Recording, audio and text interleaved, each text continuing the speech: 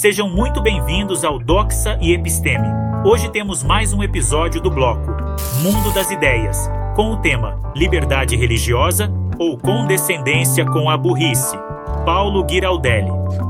A história das ideias conta que, durante os debates do século XVIII na França, a respeito do mundo que poderia emergir do movimento do enciclopedismo, os filósofos franceses Diderot e Voltaire discutiam o futuro da religião, questionando se esta poderia ser abolida. Diderot defendia uma postura materialista radical, acreditando na possibilidade de uma moral completamente laica, sem a necessidade da religião. Voltaire concordava, mas com a condição de que essa moral laica fosse destinada apenas aos intelectuais. Para as massas populares, que não possuíam uma formação escolar robusta, Voltaire defendia a manutenção dos códigos ético-morais religiosos. Ele não acreditava que as leis morais poderiam ser cumpridas pela população se fossem ensinadas como algo desvinculado de entidades divinas. Embora esse debate não seja mais o nosso, vivemos sob a influência dos seus desdobramentos. Grande parte dos intelectuais liberais mais sofisticados não segue nenhuma prática religiosa e conduz suas vidas segundo uma moral laica, geralmente pragmática. São pessoas que, como eu, não precisam se definir como ateus ou crentes religiosos. Esses indivíduos perceberam que a frase "Deus está morto", de Nietzsche, era uma consequência natural do positivismo, que atacava a busca pelo absoluto, remanescente do movimento metafísico após o ataque de David Hume. Entretanto, uma parte significativa da nossa sociedade ainda se orienta eticamente a partir de preceitos religiosos. Até recentemente, havia dois tipos principais de pessoas que seguiam uma ética cristã.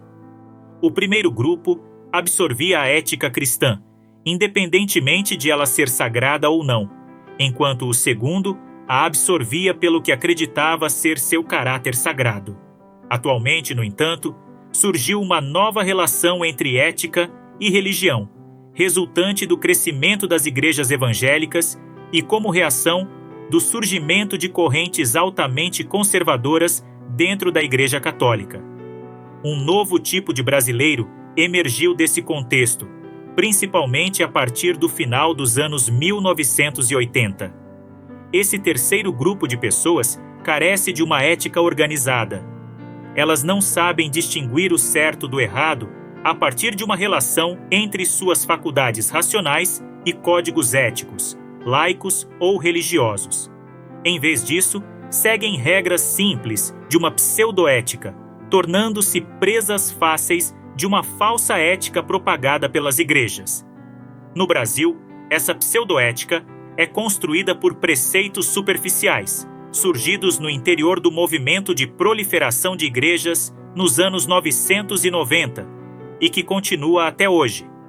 Essas pessoas, muitas vezes perdidas, encontram nessas igrejas uma comunidade que as acolhe e oferece uma visão de mundo mínima, proporcionando um sentido às suas vidas desorganizadas.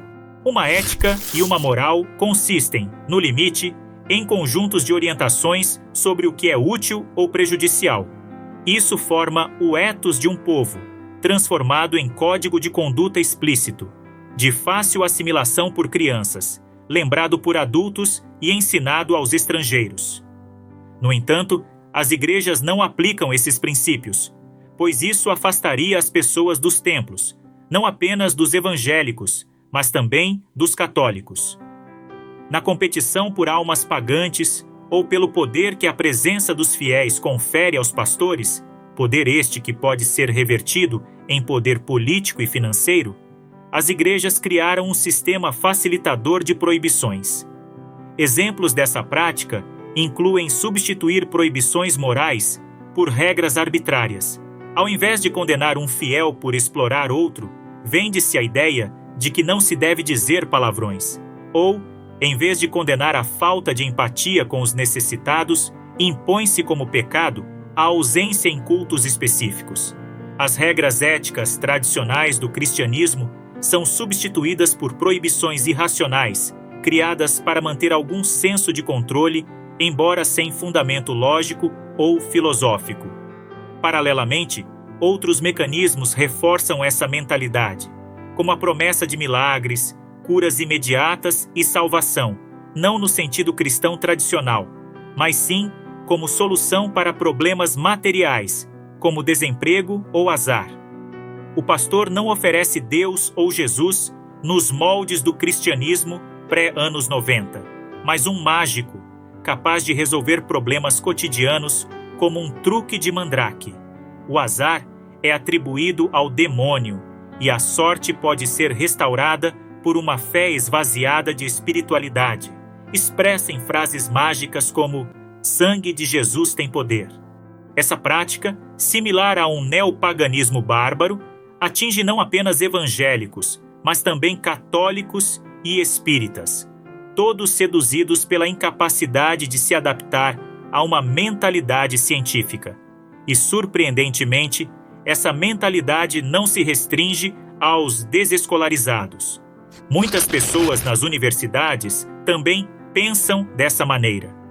Voltando a Diderot e Voltaire, quando este último dizia que a religião deveria ser mantida num mundo iluminista, imaginava que a religião cristã poderia se limitar aos cânones de sofisticação teológica, mantendo a transcendência de Deus. Assim, a relação com Deus seria mediada por rituais privados, inspirando atos morais e intelectuais. Contudo, não foi isso que ocorreu. O movimento de proliferação de igrejas dos anos 90 criou um cenário em que as pessoas são tocadas de maneira mágica, com entidades divinas interferindo diretamente na ordem natural. O que antes era considerado milagre, agora pode ser operado por qualquer pessoa que se proclame pastor. Isso cria uma religiosidade mágica, que domina a juventude brasileira e, assustadoramente, boa parte do professorado da escola básica.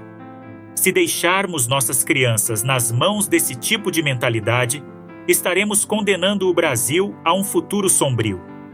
Estamos confundindo liberdade religiosa com condescendência à burrice, e temo que todos paguemos o preço por esse descuido. Nossas universidades estão negligenciando a barbárie que cresce sob nossos olhos. Pois bem, por hoje é só. Caso tenha gostado, dê aquele like maroto, assine o canal e compartilhe com os amigos. Um forte abraço e vitória sempre!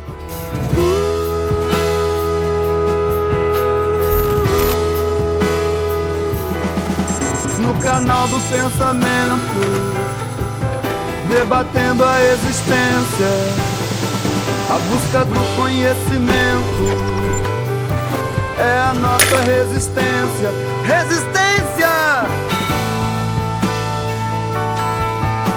A nossa resistência, sim.